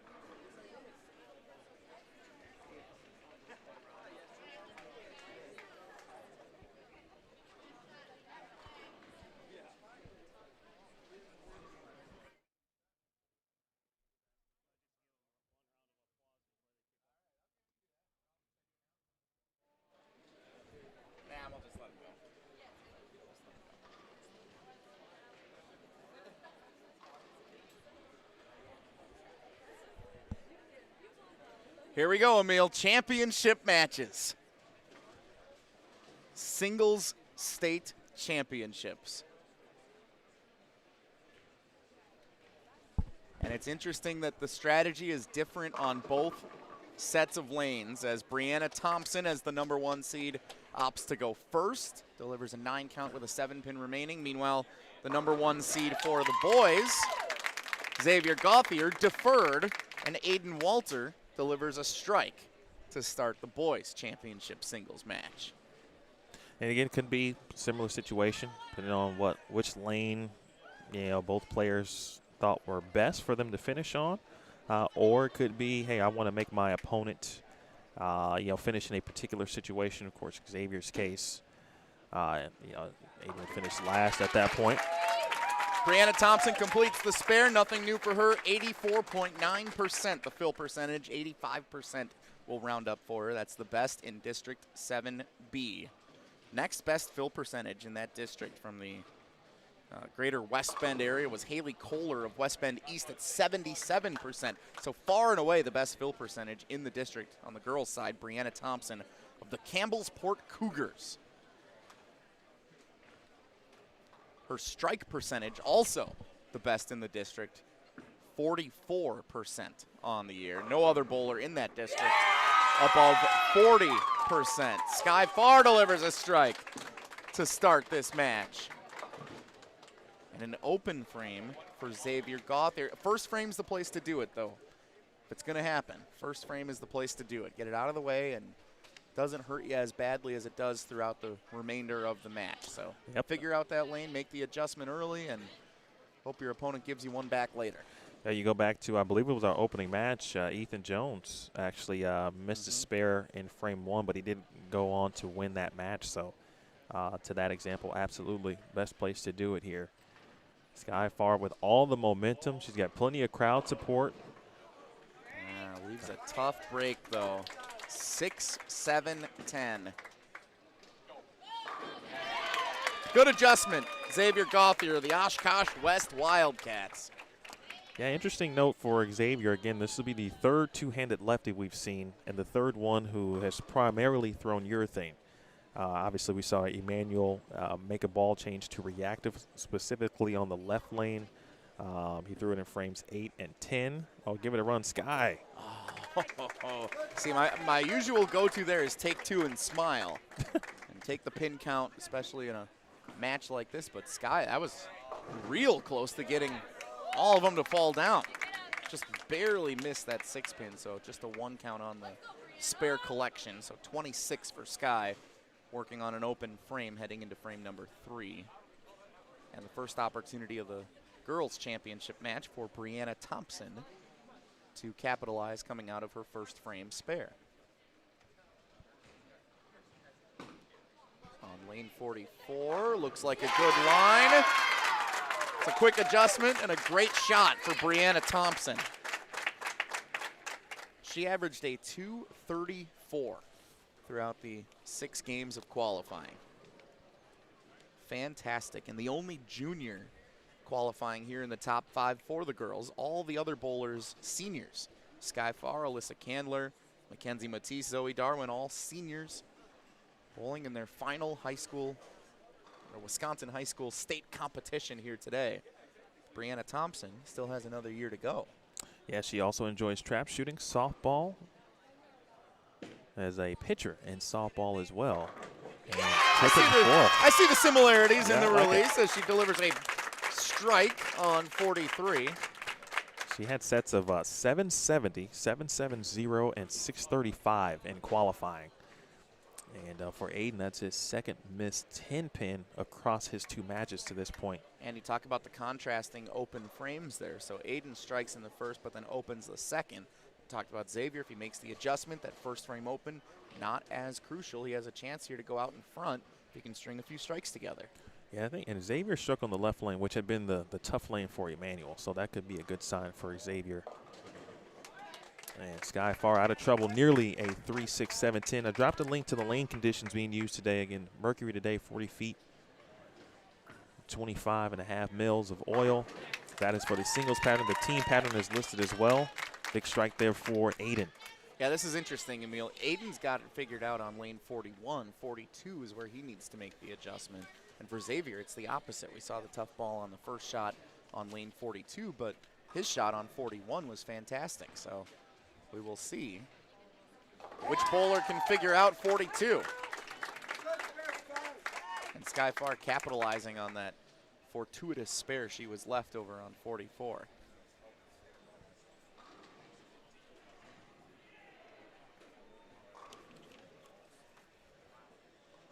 Just a quick reminder, I'll tell you that after Xavier's shot. Bang. Nice.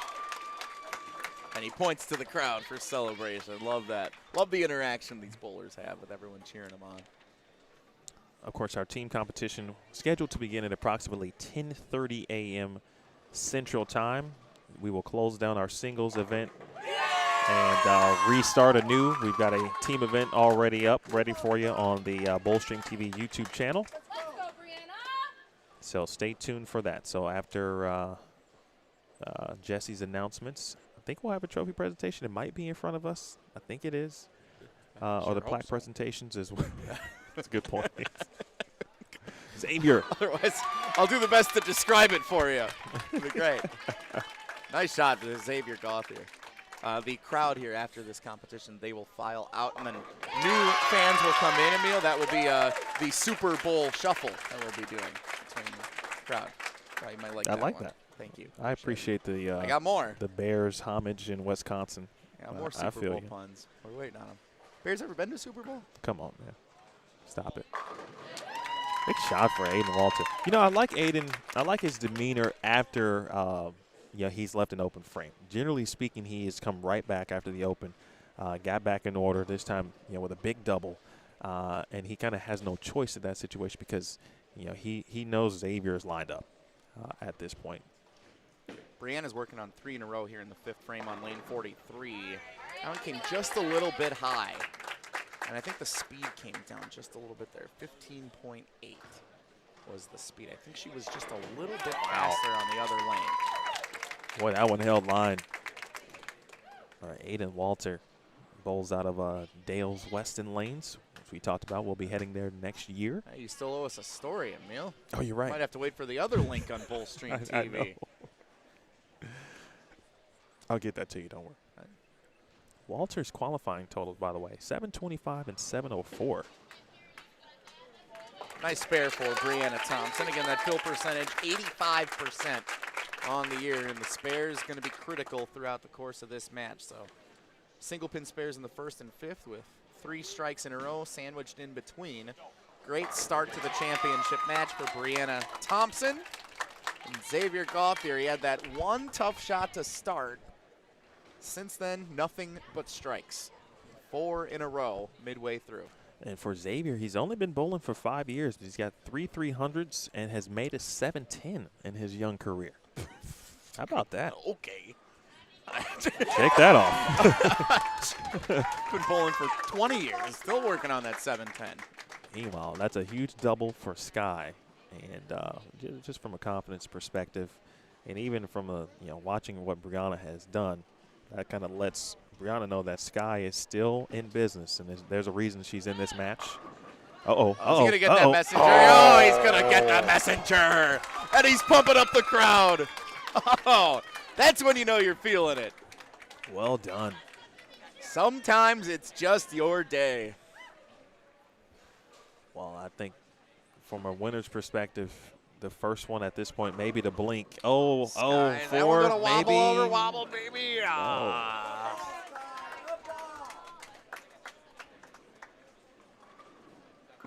If Sky could have made that 3 in a row, this match would have got interesting for the ladies. But now with that spare, a distinct advantage for Brianna Thompson at the midpoint.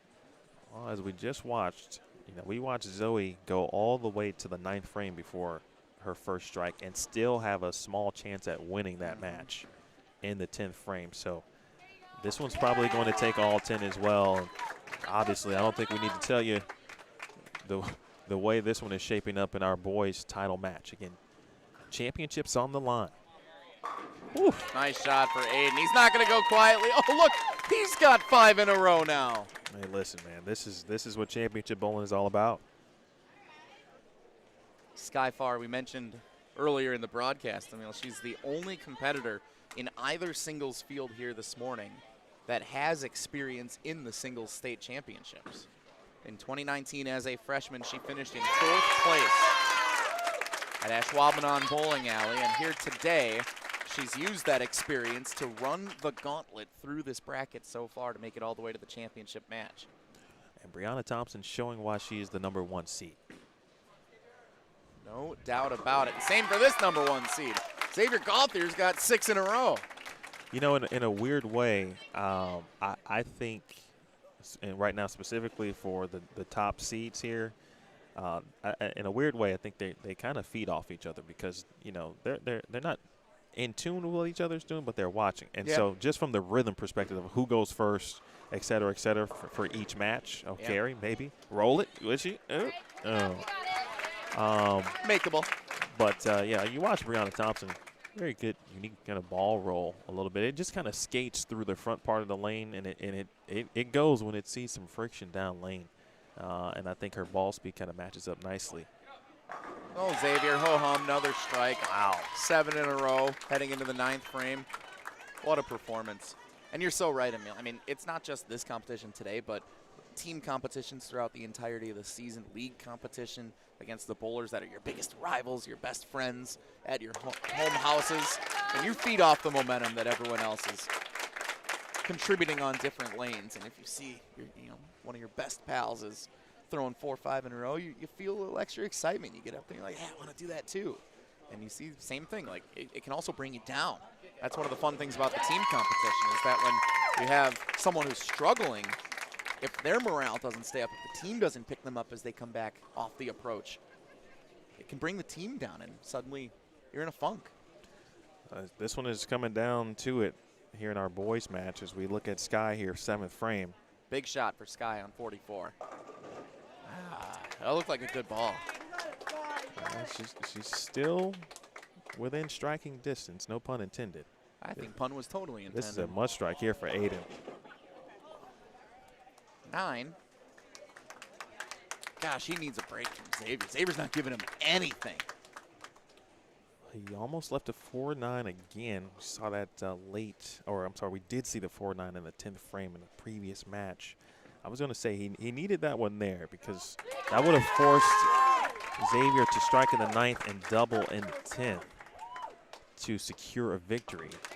But now Xavier's path to victory is just a little easier by about a mark or so.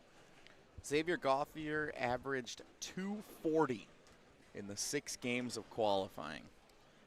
65.5% strike percentage, best in District 8A this year in the Oshkosh area. Fill percentage at 92%, second best in that district. Sky Farr leaves a split. Fortunately for Sky, now at this point now she's kind of running out of frames. She's going to need some help from Thompson. Got to take 2 here. This time you can't go for it. You got to take the sure thing and hope that your opponent gives you something. That was nearly a 7-10, which could have made things interesting.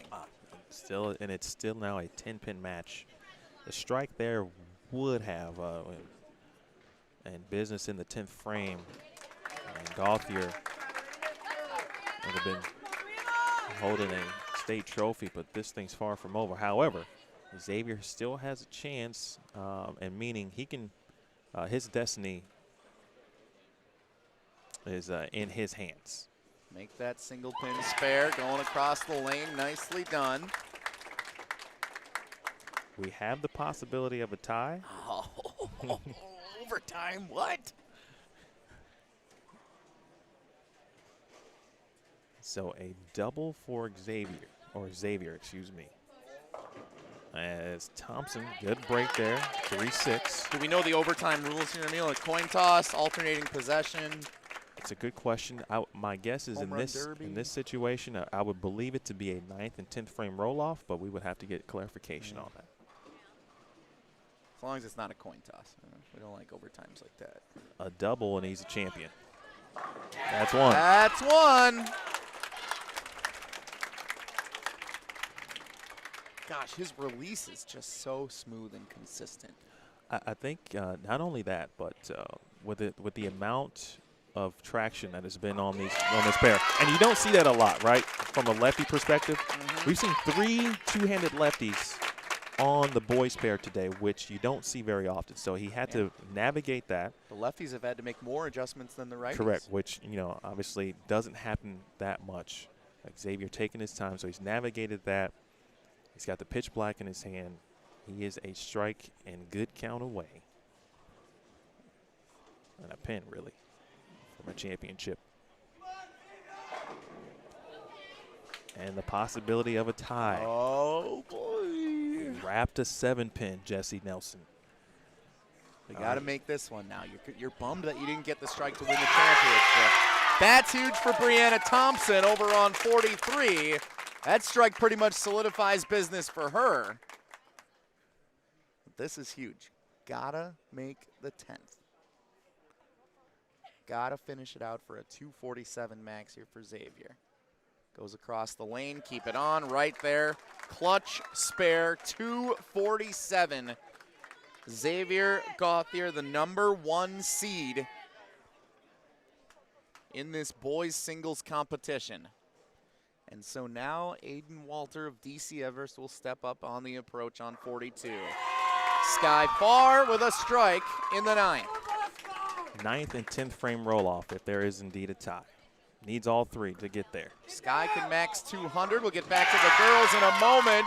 Aiden strikes 1. Wow. You don't see this very often, where you need every single pin to force a roll-off for the state championship. Our last 3 matches on the boys' side, each winner has needed a double and 9 pins, and now we need all 3 in the 10th. Sky Far, first ball, 10th frame on 42, 2 in a row. She can max 200, which would force Brianna to mark. That's huge there. Needs 1 more. Aiden to stay alive. Wow. So calm, poised. You see his demeanor, very business-like. Folks, share this if you haven't already. Championships on the line. It will be available, of course, on the BowlStreamTV YouTube channel to go back and watch. Big shot coming up here for Sky Far. Composed, calm, right there. Nailed it again. She closed out the last match with 4 in a row, and she's got a chance to do it again. Oh. Aiden, it rolls off into the gutter. That's such an unfortunate way for that to end. That's great bowling. That's still great bowling. Both competitors. What a match. Wow. What a championship round here this morning. Hey, listen, man. You hate to see that. I don't know if it hit his ankle. First and foremost, I just hope everything's okay. and I hope Aiden is okay. But you're right. You hate to see it come down, certainly to that. But that shot is not indicative of how well Aiden Walter bowled today. No, he was fantastic in the semifinal and in the championship round. What a match for the boys. And now Sky Far has put the pressure on Brianna Thompson with 2 strikes and a 9 count. It's about over, but not completely mathematically. She just needs a good count here, and she's a champion. That's going to do it. That's more than a good count. That's a state championship.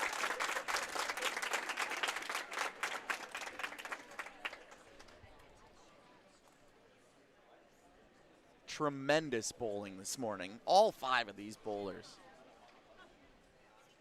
Probably in the 8 years I've been part of these broadcasts, Emil, the best singles championship round that I've seen. Now, there's been some great ones. There have been some all-time classics in these stepladder finals, but across the board, what we saw this morning, excellent.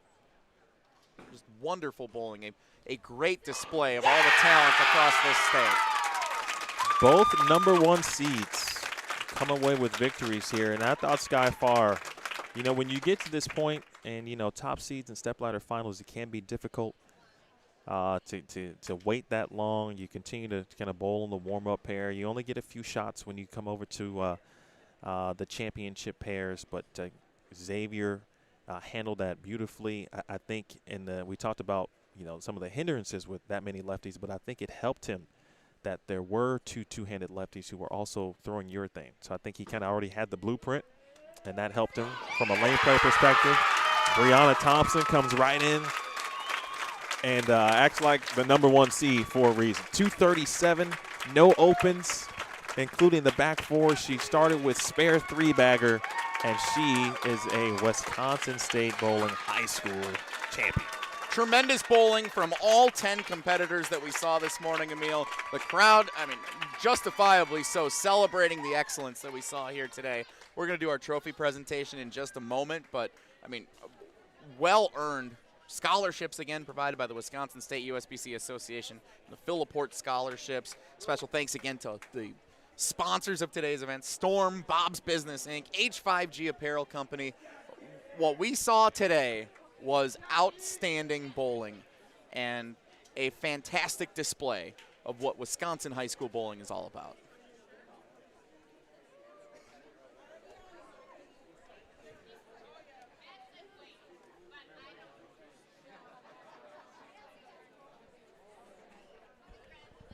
Wow, what a singles competition. And if a singles is the that was the prelude to our team events, man, we got some stuff cooking. All right, so Jesse Nelson is going to head down to the approach. He is going to announce our medalists, as well as obviously our state champions here. Appreciate everyone tuning in. I would agree with Jesse. It's been a while since I've seen that many matches be that good from start to finish. Each match from our opening matches to the championship matches provided a level of intrigue, you know, at least to the 8th or 9th frame in most cases. We saw, you know, Emmanuel Macpherson have to get double in 9 to win a match. Some had the opportunity again to do it, unfortunately couldn't. The unfortunate situation here, we looked like we were on our way to a tie, and unfortunately Aiden, what looked to be one that maybe went off of his ankle on the fill, to lose that match, 247 to 237. But Brianna Thompson, the #1 seed, shooting 237 against Sky Far, who had very good command of the championship pair on 43 and 44 throughout. And obviously, she had that benefit because she was in the opening match and continued to win. So, yeah, but no matter what, the top seed is the top seed for a reason. You knew that the match was going to be tough.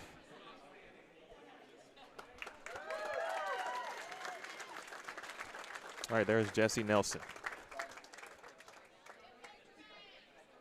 Let's hear it again for all of our state singles finalists. Scholarships and drawings courtesy of the Wisconsin State USBC Association. The Phil Laporte Scholarships. A round of applause for Phil and the scholarships provided by the Wisconsin State USBC Association.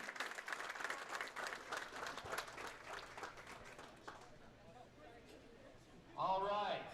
Bowlers, when I call your name, please come up to the approach. We have your plaques up here. We'll get a picture as well. We will start with the girls competitors. Finishing in 5th place from Nina, Allison Candler.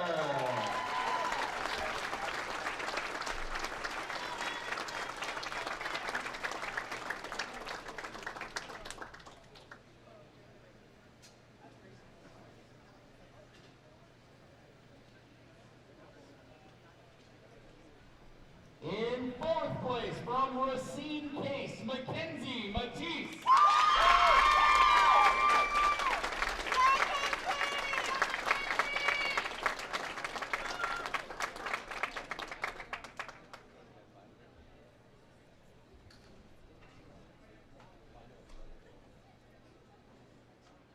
In 3rd place from Monona Grove, Zoe Darwin.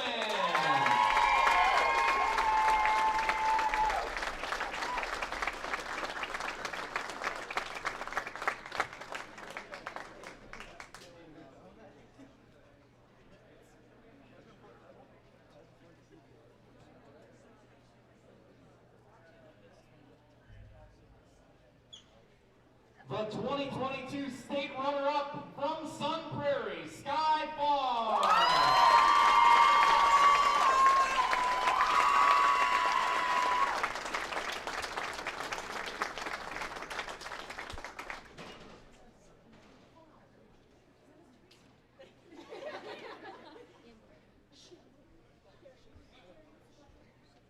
And your 2022 Wisconsin High School Bowling Girls Singles State Champion from Campbellsport, Brianna Thompson.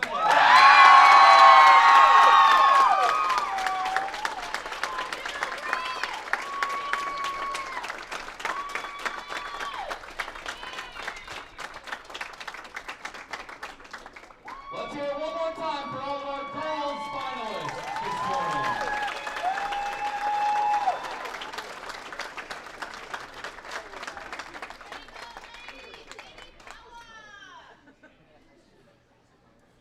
While our pictures are taken, also want to thank our sponsors this morning, Storm, Bob's Business Incorporated, and H5G, the apparel company, here of the 2022 Wisconsin High School Bowling State Championships.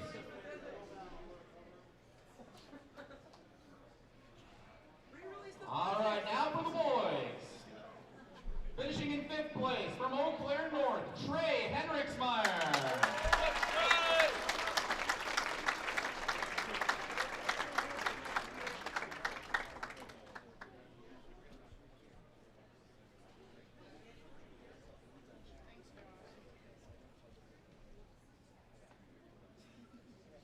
In 4th place from Janesville Parker, Ethan Jones.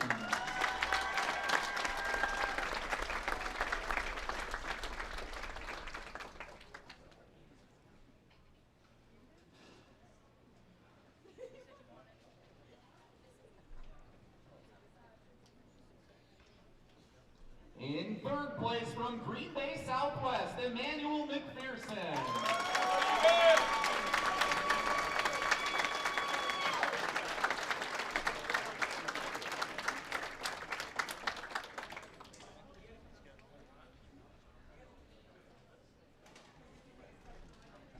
The state runner-up from DC Everest, Aiden Walter.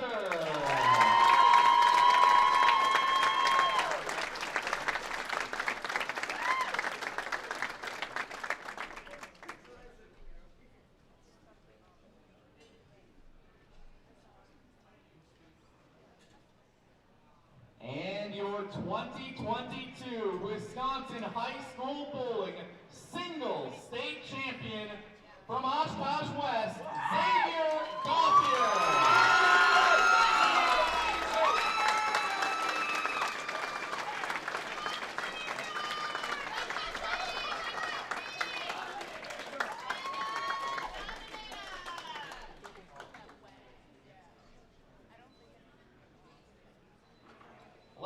one more time for all of our boys singles finalists.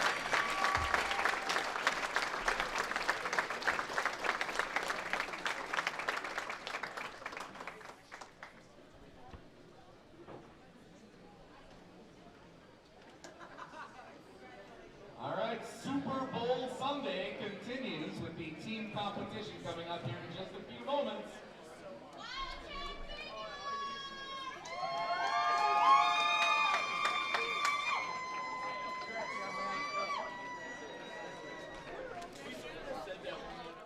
All right, ladies and gentlemen, that'll do it for our singles competition here from the 2022 High School Bowling Championships. Big thanks to the Wisconsin High School Bowling Club, Bob's Business, Storm, High Five Gear, Phil Laporte, and everyone involved with this wonderful event. Man, unbelievable bowling that we witnessed, and you can watch the recaps, the replay, all available on the BowlStreamTV YouTube channel.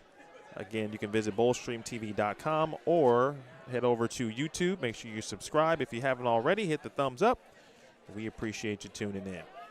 For ESPN Madison's Jesse Nelson, the entire BCAW staff, Neil Strimmel, Yvonne Tyson Bennett, Roger Dalkin, and everyone associated with BCAW.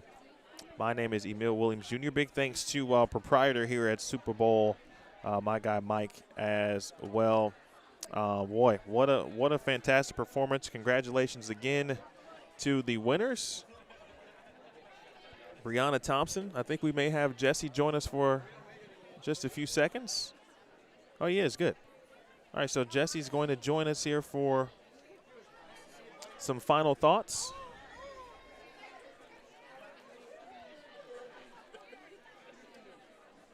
That's always a plus. Final thoughts, my guy. Oh, my gosh. What a fun singles competition that was. I mean, you could hear it from the crowd.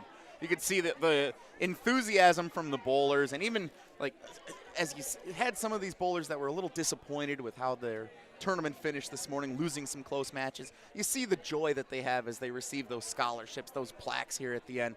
A celebration of a season long earned for all of these competitors. I mean, it's just a fantastic display of what Wisconsin high school bowling is all about, why it's one of the best states in the country when it comes to talent at the high school level. And you see it on display with that singles competition, even more so than the team, because you see continuous big shot after big shot from the same bowler. It's a fantastic display of individual strength and just what they're able to do. It was incredible. It was, like I said, Emil, I can't really say it much better than the 8 years I've been part of these broadcasts on BowlStreamTV.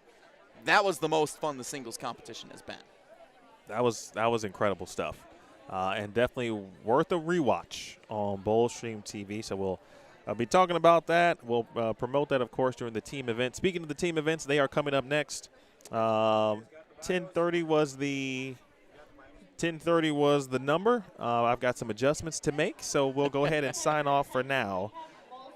Again, for our sponsors, Storm, Bob's Business, the Wisconsin High School Bowling Club, High Five Gear. Big thanks to our venue host, Super Bowl here in Appleton, Wisconsin, the entire BCAW staff. My name is Emil Williams Jr. Congratulations to Xavier, Gothier, and Brianna Thompson, the boys and girls high school singles state champions in the wonderful state of Wisconsin.